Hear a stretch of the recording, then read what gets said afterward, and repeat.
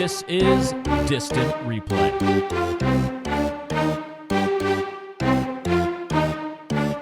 It's time for another documentary recap here on Distant Replay. I'm Ben George. He's Mike Noto. Today it's A Football Life. We've done a few of these. Today's focus is Charles Woodson, though, and he just went into the Hall of Fame, Pro Football Hall of Fame, first ballot, one of the greats to ever play.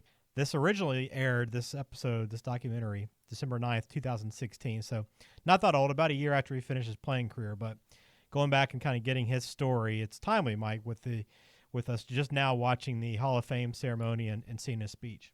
Yeah, we wanted to take a couple episodes this week to get into the players who were inducted into Canton this past weekend. We have Charles Woodson today, and we'll have another Hall of Fame inductee-themed episode a little bit later this week.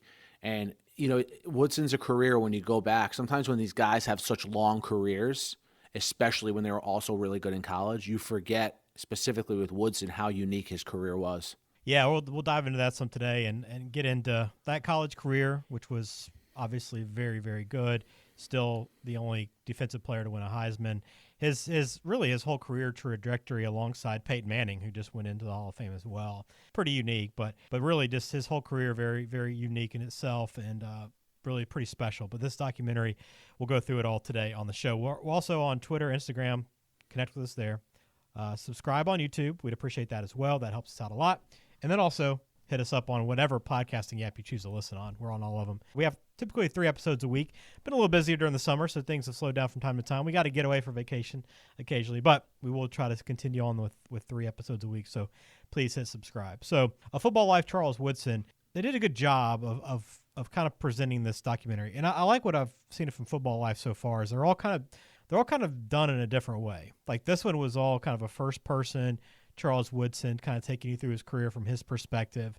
You know, a lot of the other ones they're kind of a mix of a lot of a family and stuff, but this is him looking back at kind of everything he's overcome through his career and how he's always been just a little bit different. Yeah, you hit on it perfectly. And what I said at the top is just totally unique in almost every respect. And it all started for him when, did you know, for those of you who don't know, he basically had like almost Forrest Gump-like braces on his feet when he was a kid. I had no knowledge of that. No, me neither.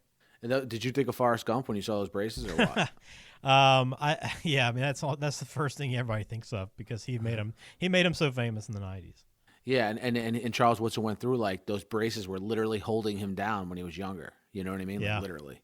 And that's one of the things he had to overcome. And it was funny when he was telling the stories, and his brother and sister and mom were on this documentary too, and they were telling how they used to pull him around the house by the braces. I thought that was pretty funny.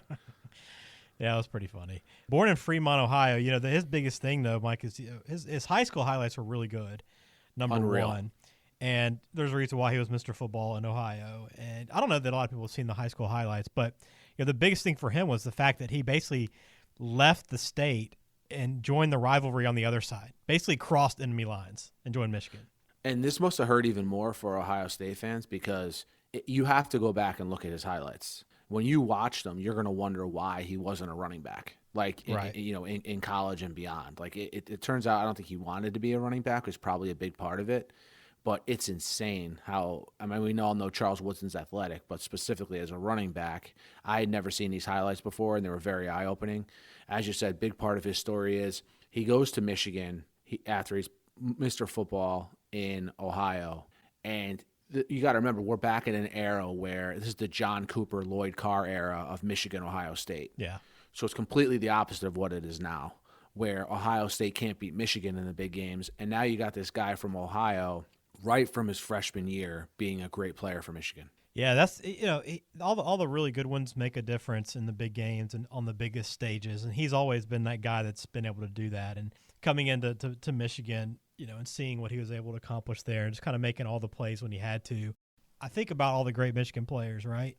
You know, especially for our Mike, because he was kind of there when we were getting close to high school or in high school, and like he was just a little ahead of us along the way. So we kind of tracked his career all the way through, even through college and NFL and so forth. So we're very familiar with him. But I think about Michigan football, and you know, obviously Tom Brady. Although I don't think him as much about Michigan because you know his career was very under the radar there. But you got this guy, Charles Woodson, Desmond Howard for what he's done. But you know, he might be Mr. Michigan. So I guess that's what I'm getting to. Yeah, ironically enough, a guy from Ohio, right? But yeah, he is the most, when I think of Michigan football and I think of individual players, he's the first one I think of. And then, like you said, then you get to Desmond Howard, and then you say, oh, yeah, Tom Brady went there. You know what I mean? But, he's definitely the guy, in my opinion. Yeah, I thought you might say Tim Biakabatuka, but Tim Biak or Tyrone Wheatley. Yeah, Tyrone Wheatley too, another good one.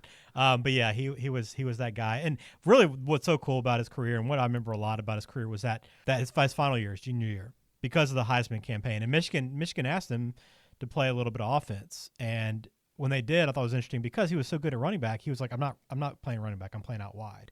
Which, again, kind of goes back to the fact that he just didn't want to play running back when all these schools recruited him there, and they should have, because he set school records in rushing and points scored at his high school. So he obviously there's a reason why they wanted him there, but he was a guy that liked it out in space. Yeah, there's certain I think he wanted to be in a situation where he was one-on-one, because he knew whether from a defensive or offensive standpoint that he was going to be able to win that battle versus virtually anyone. And his junior year at Michigan is one of those college football seasons individually that you remember, right? For me, I remember, Barry Sanders when I was really young. I remember Cam. I know I'm not going to like hearing this, but I remember Cam Newton vividly. I'm talking about one season. You weren't young, pal, back then.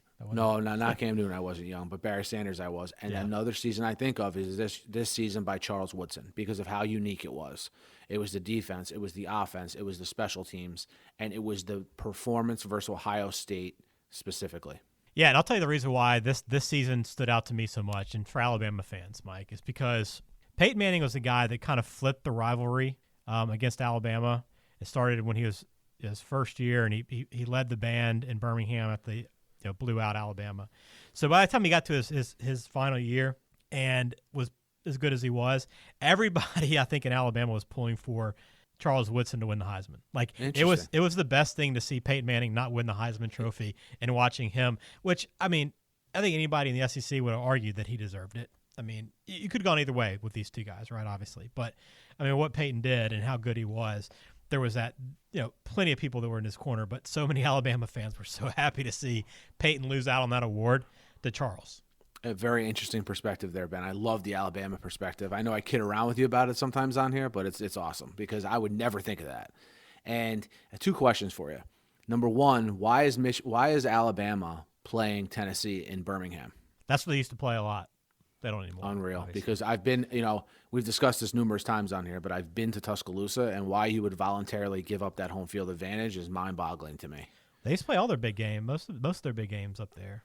Interesting. See, that's something I wouldn't be aware of. And secondly, you kind of just hit on this a little bit, but I remember being surprised that Peyton Manning did win the Heisman, but I can't remember. Was it a legitimate surprise when the name was read, or did you kind of know? Did we know Woodson was going to win? I wasn't that plugged in. From what I remember, it was a pretty wide open race. Like, we don't know what's going to happen here. It could go either way. I mean, both guys had an argument to win that award, and it was really close. It was fewer than 300 votes or points separated the two guys. So from what I remember, I don't remember it being a sure thing either way. Like, nobody felt confident. And that's another unique thing about his career, because how many times are we sitting there on Heisman Trophy Saturday really, really curious about who's going to win? Usually you by then. Oh, yeah. Yeah, especially with odds where they are now, you can kind of track who's the favorite. Yep. But, yeah, I'm pretty sure it was wide open that day. And they had the footage from that. I had forgotten. Yeah, those two names obviously were 1, 2. They were clearly above everybody else. But the other two guys that were invited to New York, Ryan Leaf, and then Randy Moss, who his outfit with wearing sunglasses inside at the Heisman Trophy ceremony was incredible. And I think these guys, if you watched when they were both on NFL Countdown together at one point, and you could see they had like a rapport with each other. It probably started all the way back then. I didn't even think of that. But yeah, Randy Moss was styling and profiling, as Walt Frazier would say. Incredible. But Charles would win that, and I thought it was interesting that he said he just kind of zoned out for a second when he won the award, and Randy kind of bumped him like, "Hey man, time to head up to the stage." Yeah, Randy, cool as a cucumber. Like, hey man, you just won. Randy Moss, what a guy. But that was an incredible group, an incredible year. But that was a big surprise. And I think Tennessee fans still to this day talk about that Heisman Trophy. And I mean, and fair enough. I mean, Peyton's by far their best player, and except for the year after this, they haven't had a whole lot to celebrate. So they still look back on that day. And you bring up a good point about the year after this, because what would happen is Michigan would go on to beat Washington State and Ryan Leaf in the Rose Bowl. This is when we still had conference tie-ins to bowl games. Yep. Nebraska would win.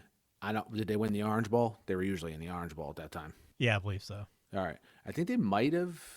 I think they might have beat Miami, but don't hold me to that. I can't remember exactly. No, they actually beat Tennessee in the Orange Bowl. Gotcha. Oh, in the Orange Bowl, 42-17. By the way. Okay. All right. So now we're pre-BCS now. So now you have a split national champion, Michigan undefeated, Nebraska undefeated, and we discussed this a little before the episode, Ben, but that might have been a big part of what was the precursor to the BCS, where you finally had the perfect storm happen with two undefeated teams not playing each other because of conference bowl tie-ins. Mm-hmm. And then the next year, as you just mentioned, you have Tennessee and T. Martin winning the first BCS championship. Yeah, it's a really interesting time there, those couple of years. And Washington State was undefeated, or they had lost one game going to that game. It was still a high-profile game with Ryan Leaf as the quarterback, and then you remember who the head coach was? Oh, yeah, I was going to say another Alabama tie-in. Mike Price, right? Mike Price was the head coach for Washington State back then. I mean, Washington State, he's the guy. Oh, yeah. I mean, you think of him. I think of him before I even think of the pirate guy who was just there. What's his name? Oh, yeah. The guy with the Pirates. Leach. Mike Leach. Sorry.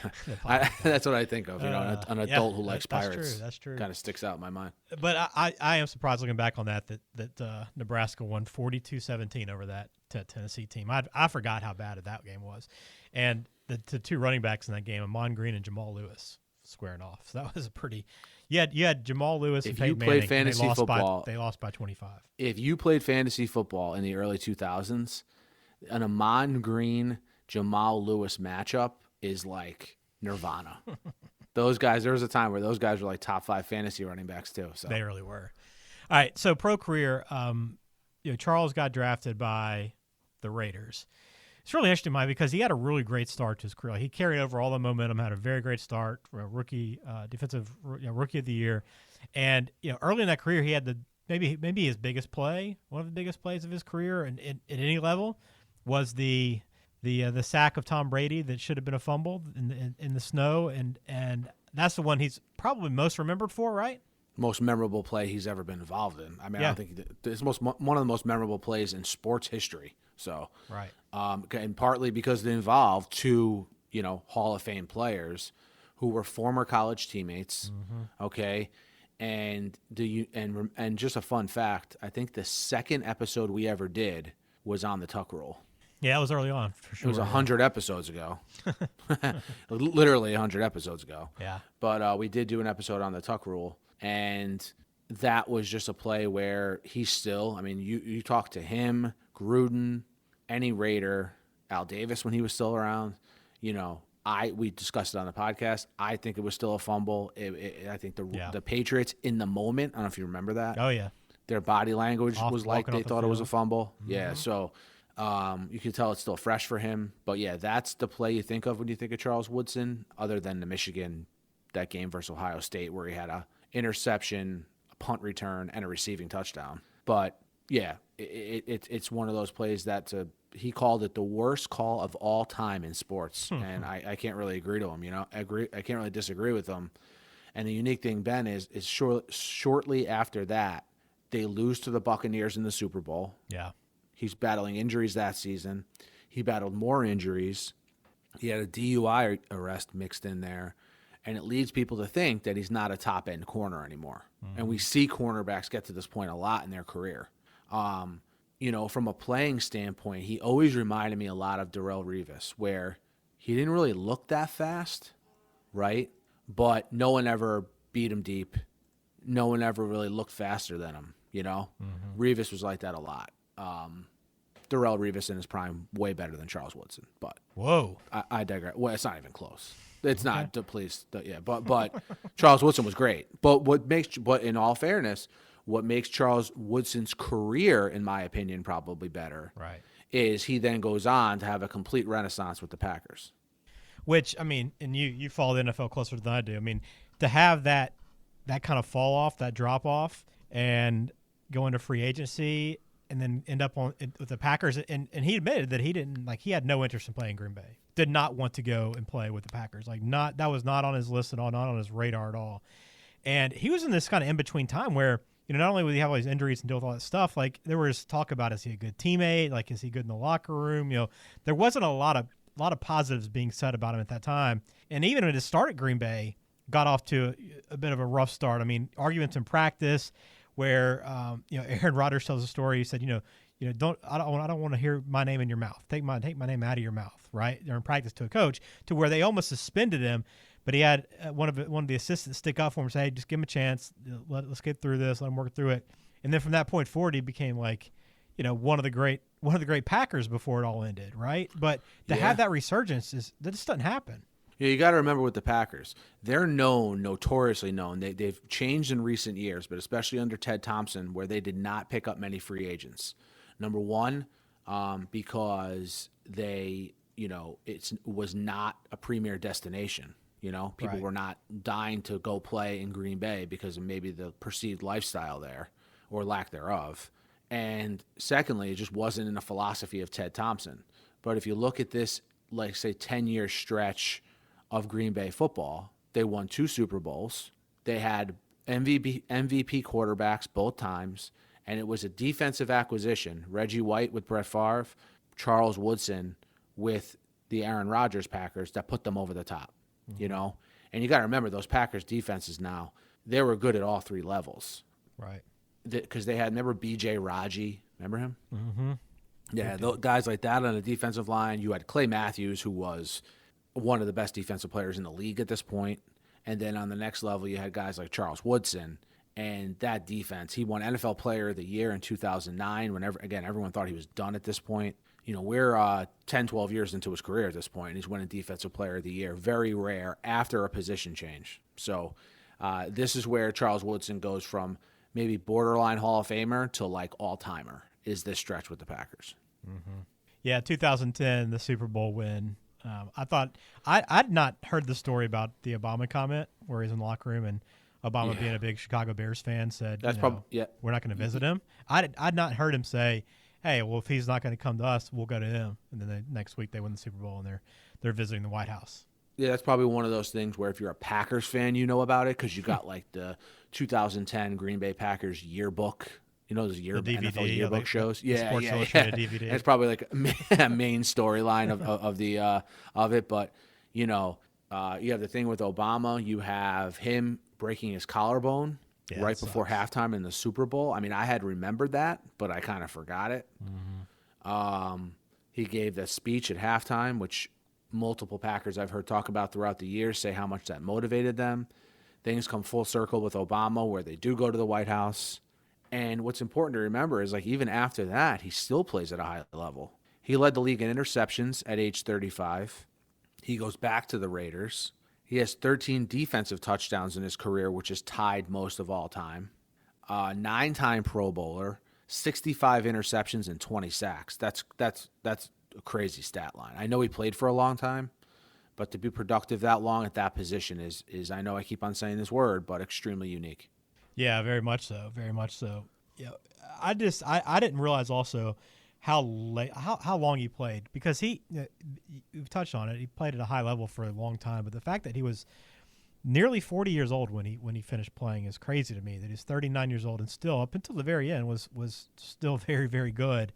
And I look at this documentary and I see his mom and everybody else that's kind of in his family. They got some really good genes, man. They all look like his mom in this documentary looked like she could have been a sister. Like, you hear people say that, but seriously, you watch this and they look like they could be the same age. But Charles Woodson's the same way.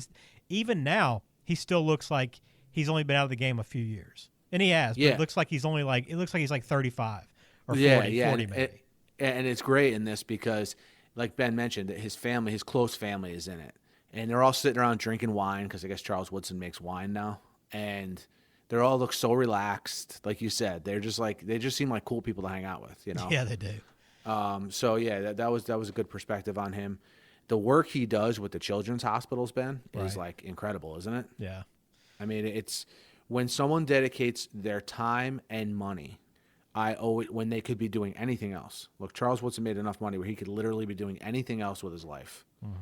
And the fact that he chooses to be that involved as he is, someone said, one of the doctors, I think, or somebody who runs one of the foundations he donates to, basically said, like, Charles Woodson is a great man.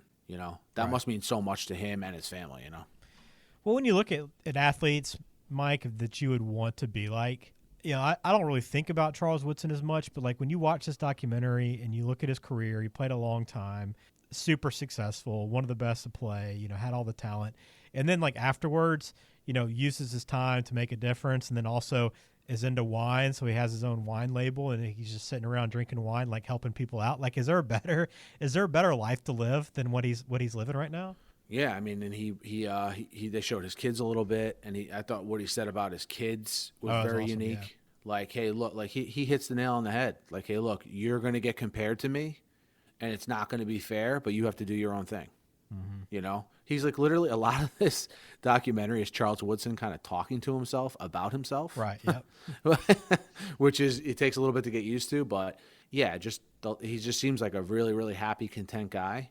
I mean, he left everything out on the field. I know it's cliche, but he left nothing to chance. And I thought this was a surprisingly good a football life episode. Yeah, and he basically wanted everybody just to kind of remember like he did it his way, did a lot of things that nobody's ever really done. And I like the shot of him in his gold shoes, which they made for him for his final year as Pro Bowl when he wore those, and they had those with his baby shoes in front of him to kind of show his progression and everything he's been through. I thought it was a pretty cool way to end it. But, you tie that all in with what he said afterwards at his Hall of Fame speech. And, you see what he said about his kids here, then him talking about him there, talking about everybody that had an impact in his career. It kind of pulls it all together. So I'm glad we went back and watched this one. Yeah, so am I. I mean, look, Heisman, National Championship, Rookie of the Year, Defensive Player of the Year, and a Super Bowl championship. Is that pretty good? I mean, what else? Yeah, if you're a football player, is it getting any better than that? Yeah, I mean, he did it at every level and won just about every award you could possibly win along the way. And now he just sits back and enjoys wine with his family. Yeah, here you go, man. What a life! You seem like you're into that wine, Ben. Dude, could you imagine just sitting by the pool, a couple of kids who I'm imagining his boys are probably, if they want to, probably going to play college football somewhere, and just just enjoying everything you've worked for. Yeah, yeah. Who doesn't want that in life, right? Yeah, you ain't kidding. In your 40s, Yeah, that's perfect. I hear you. All right, let's close it out, Mike. On that note, documentary recap in the books. This one, A Football Life, focus on Charles Woodson from 2016. It was season 6 of the Football Life series, so go back and check that one out if you'd like. We'll have more of those. We also have a game coming up, another Hall of Fame tie-in, so please hit subscribe. You'll have that show delivered to you, and it's still true crime to come later on as well. Every single week we have all this stuff, so we do appreciate your support. As always, and like I said earlier, we have over 100 episodes. So if you're into sports, you're into true crime, you're into classic moments, documentaries, I mean, subscribe, set up the alerts. We love hearing from you guys, and until next time.